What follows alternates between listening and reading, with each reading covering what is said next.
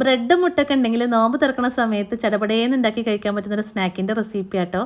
നല്ല എളുപ്പത്തിൽ ഉണ്ടാക്കാൻ നല്ല ടേസ്റ്റുമാണ് കഴിക്കാൻ. ഇത് ഒരെണ്ണം ഉണ്ടാക്കി കഴിഞ്ഞാൽ നമുക്ക് കുറച്ചധികം പേർക്കൊക്കെ കഴിക്കുകയും ചെയ്യാം. ഞാനിപ്പോൾ 2 സ്ലൈസ് ബ്രെഡ് എടുത്തിട്ടുണ്ട്. ഇനി ഇത് ചെറിയ കഷ്ണങ്ങളാക്കി മുറിച്ചെടുത്തിട്ട് ഒന്ന് ചൂടാക്കി എടുക്കണം. അപ്പോൾ ഞാൻ പാനിൽ കുറച്ച് ബട്ടർ ഇട്ട് കൊടുത്തിട്ടുണ്ട്. ഇനി ഈ ബ്രെഡ് കൂടി ഇട്ട് കൊടുത്തിട്ട് ലോ ഫ്ലെയിമിൽ ഇതൊന്ന് ചൂടാക്കി എടുത്താൽ മതി. ഇതുപോലെ കളറൊക്കെ മാറി ക്രിസ്പി ആവുന്ന സമയത്ത് ഒരു പ്ലേറ്റിലേക്ക് മാറ്റി വെച്ചിട്ടുണ്ട്.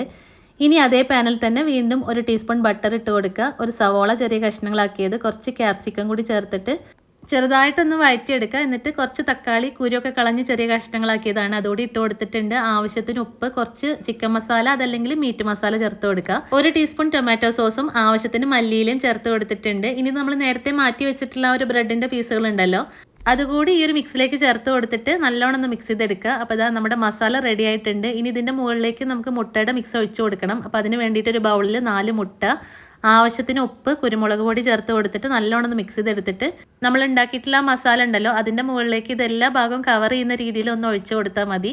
അടിഭാഗം പെട്ടെന്ന് കരിഞ്ഞു പോവാതിരിക്കാൻ വേണ്ടിയിട്ട് ഞാനൊരു ദോശച്ചട്ടി ചൂടാക്കിയിട്ട് അതിൻ്റെ മുകളിൽ വെച്ചിട്ടാട്ടോ ഇത് വേവിച്ചെടുത്തത്. ഇനി ഇതിൻ്റെ മുകളിൽ ഞാൻ കുറച്ച് ചീസും ചില്ലി ഫ്ലേക്സും മല്ലിയിലൊക്കെ ഇട്ട് കൊടുത്തിട്ടുണ്ട്. ഇനിയിപ്പോൾ ഈ മുട്ടയൊക്കെ വെന്ത് ആ ചീസൊക്കെ മെൽറ്റായി കഴിഞ്ഞാൽ നമുക്ക് എടുക്കാം. നല്ല ചൂടോട് കൂടി കഴിക്കണം കേട്ടോ, അപ്പോഴാണ് നല്ല ടേസ്റ്റ്. ഈവനിങ് സ്നാക്കായിട്ടോ നോമ്പുതറ സ്പെഷ്യലായിട്ടോ ഒക്കെ കഴിക്കാം, അടിപൊളിയാണ്. ട്രൈ ചെയ്ത് നോക്കണേ. വീഡിയോ ഇഷ്ടമായ ഫോളോ ചെയ്യാൻ മറക്കരുത് കേട്ടോ.